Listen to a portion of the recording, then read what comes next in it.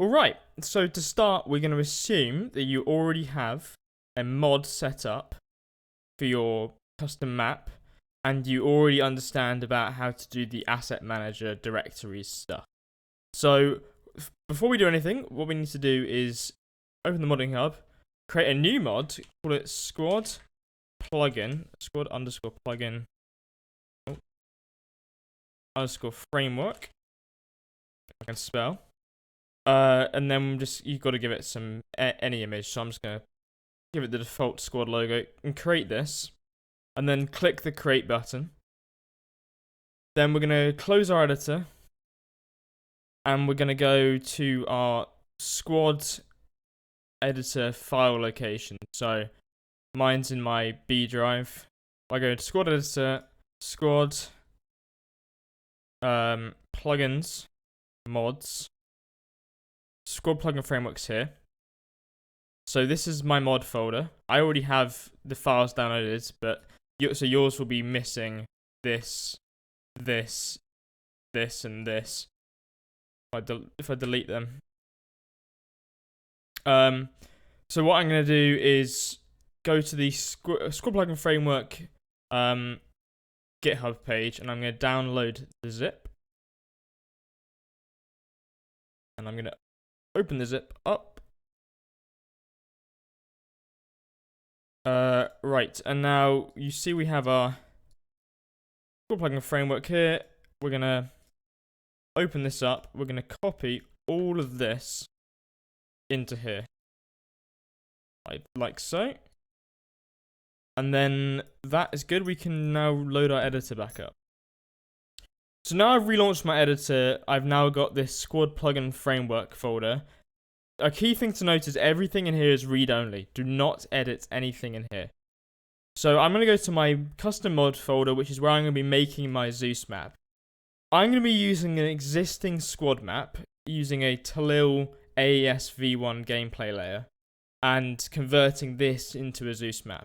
But first, I also need to grab the layer info for the AES V1. So let me duplicate this, and I'm just going to call this Zeus underscore Talil, and I'm going to bring it over here into my layer table folder, and I'm going to call this Zeus Talil, my new level. So in my layer table, I'm assuming you already have some knowledge of how the squad layer overhaul systems work and how layer tables are set up. So I have my existing data table. I'm going to give it a new row for Zeus Talil. This is just normal squad map making processes. Nothing specific to Zeus. So Zeus Talil. And then I'm going to go into my Zeus Talil data asset, which I've just created or copied from the AES variant. And I'm going to turn this into a Zeus variant. So let me get my Zeus Talil level. And then we need to go for. So we need to change the default factions on the layer. So I like to use the FS USA template. This is just a default USA faction setup, and then I use the Rus FS template as well. You can use whatever, but if you keep it uniform like I've done it with the USA FS template and the Rus FS template, then you'll have no issues. So then we are going to toggle on and off some things here. So I have been using, if I just copy these from my existing Zeus layers, so I have force or role availability on, action availability, no team change timer, no respawn timer and vehicle claiming disabled, and then force no commander cooldowns, and force allow commander actions. Right, and then I'm going to add this to my data table, which I already had made, and I do my Zeus Talil. I'll save this now. Ignore, if you ever get this error here, which is like, layer not found in asset manager, then it's not an issue, just ignore it. So for the game modes, we're just going to go in the game modes table and go for training. So now we can move on to loading our map. So now I have my map loaded.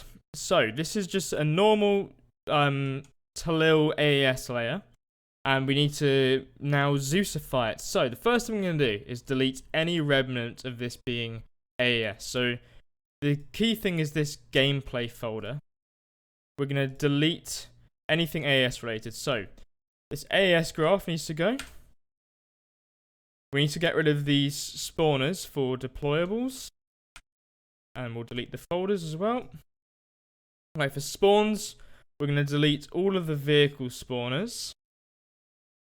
And the protection zone as well. So we're only leaving, and delete the staging zone. We're only leaving the spawn group mains and the spawn points. And we need to do the same for team 2. So delete all of these. And then delete the staging zone.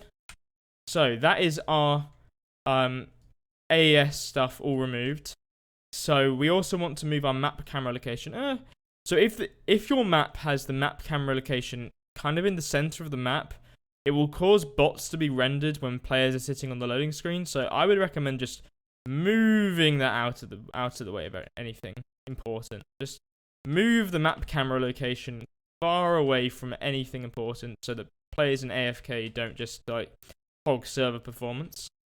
So that is that done. Now what we're going to do is go into these world settings. If you don't have world settings, go Window, World Settings here.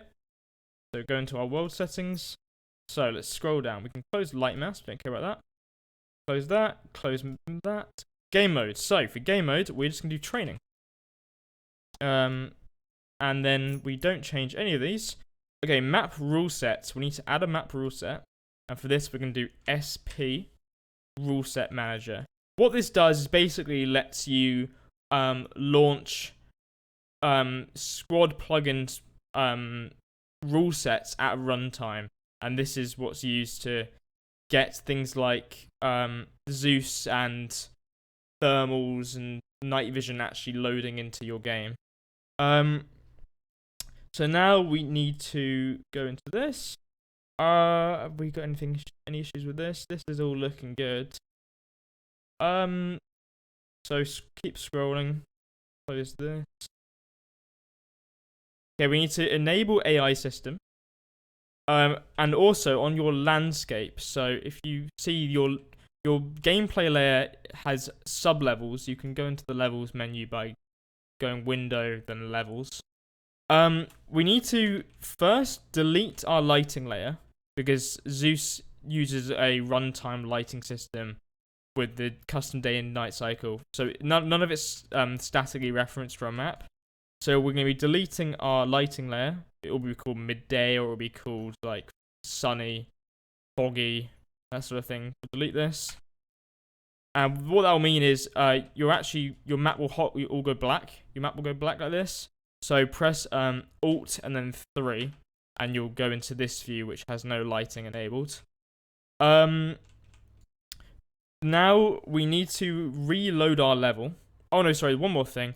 Go onto your landscape, click on the landscape, and you need to make sure that it's, if you search use for navigation, when you're baking your nav mesh, this needs to be enabled. So it doesn't actually matter for your final cooked mod, but just during the nav mesh generation period, you need to have this enabled. And we are going to be reloading the map because of this enable AI. When you toggle enable AI system on, you need to actually restart the level. We'll reload it. That ignored. Yeah. Save. So we've reloaded our level now. Let me hide all that. So you press G and you can hide all this. It will make it run a lot better. You just hide it. What we're going to do now is another thing we have to do is actually change how water works for all of squads, but this is only for our navigation, nav mesh generation. So if you have any water in the map, I don't even want to rely on that. Let's just search in the content browser, search ocean, and then we're gonna just click on any of these oceans. And so we're just going to follow the parents up to the most root BP ocean. And we need to just add so ignore what I just deleted. We need to add a nav modifier as a component. And we want to set it to be a nav area null. So what this will basically do is mean that no nav meshes will be generated in water. So now what we're going to do is create a folder in the top right here and call it Zeus. And we need to go into the squad plugin framework. So go into our plugin framework folder, and we need to grab go into template and plugin manager, grab a SP manager and throw it into the world, and put this into our Zeus folder. And then in our SP manager, we need to do a required third-party collections and just type in Zeus with a capital Z, ZZ. And this is all you need to actually get Zeus loading into your level. The rest of it is to get the bots working. So now we need to create a nav mesh. So we're going to put down a nav bounds volume. So if you in the top left, just search nav mesh bounds volume. I'm going to put this in the center of our map here, and I'm just going to reset its position to 0. Is that the center of the map? Okay, that's the center of our map there. And so what we're going to do is just lower it to be ground height. You can now if you press G, you can see the actual outlines of the box. So what we need to do now is make it a bit taller. If you scroll down, you can change the brush size. So we're going to make this like that's 20 meters tall, or is it? I think so. Yeah, that's 20 meters tall. That's 200 meters tall. That should be good enough for the height of this map. Yep. And is it clipping anything below? Nope, that's looking fine down there. So what we're going to do now is make this cover the entire map. So we're going to change this. I think this is a 5x5 kilometer map. So I'm going to do 500,000 by 500,000. Well, evidently that is too small, so I need to add another 0. And you can see what this is doing. This box is the zone that the nav mesh is generated in. And there's a lot of settings we still have to tweak, but you can see that it's generating on roofs and round doorways and stuff. This is the playable area bots can use. And it's statically defined for each map. So you can't edit this at runtime. So we need to add another 0 to... Actually, first I'll show you the settings. So when we added this nav mesh bounds volume, it also created this recast nav mesh. So if we put these both into the folder, we can mess around with the settings of this nav mesh. So click into recast nav mesh. We're going to change some settings. So we're going to do 1028 for the tile size, which will make the tiles a bit larger. And then we're going to do cell size 10. So this is going to make, if I zoom in, I can show you what difference that makes. So look at this doorway here. Look at this cell size of 60. The doorway isn't passable because the precision isn't high enough. If you lower this number, it will be more precise. So that's 50, that's 40, that's 30, that's 10, that's 5. But the thing is, the lower the cell size you make, the worse it will perform, and the larger file size it will take up. So I like to do 10 for my cell size. That's what I've found is a good number for performance. I do 20 for my cell height because the vertical resolution isn't that important. And then for my agent radius, I don't change it. Agent height, don't change it. So the max slope I do is 60, which will improve it on hills and stuff. If you find that they're like climbing up mountains too easily, you can probably lower that. Like if I did max slope 10, that would make these hills too steep. So I could raise this 50. You can see it's now reachable, but I do 60 for the max slope angle. And the max step height I do 50, which is good for steps and stuff, like stairs. So for the tile number hard limit, just change the 1 to a 4 at the beginning, and you should be good. No maps will reach that hard limit. Even Scorpo, the largest one, won't reach that. And that should be everything done for the settings. So now what we need to do is just make this nav mesh cover the entire map. But when you're doing that, for performance reasons, you're going to want to press P to hide the green. Press P. And then press G to hide all of the other info. And this will make it run the best. And now we're going to change our nav mesh balance. Actually, I need to open G again so I can see the volume size. So I'm going to add another 0 to this. So now you can see this box has got the height down, and let's do another 0 to this. And this has got the width down. There you go, that's good enough. Now if I press G, you'll see it's going to go down a lot faster. And now we need to just wait for this to hit 0. This is it building the nav mesh for the whole map. And if I press P, you'll see big circle. And it's just getting bigger and bigger. But if you have this on when you're doing it, it's going to run a lot worse. So press P to hide that. One thing I just noticed while we're waiting for the navigation to be built is we also want to change the name of our map. This is what shows up in the menu and stuff. We want to just change this to Zeus Talil. And boom. One other thing to note is the navigation will build a lot slower if you're tabbed out. So if I tab out, you'll see it goes very slowly. Go back in. Fast. So for performance of navigation building, make sure you have the green stuff hidden. Press P to hide it. Make sure you have all of this stuff hidden. Press G to hide this. And make sure you're not tabbed out. Oh, and get a good PC. Okay, the navigation has just finished generating. So if I press P, we can show what it's created. And look, the whole map is green. And because we made water not generate a nav mesh, the water is not passable. This will work for rivers, oceans, lakes.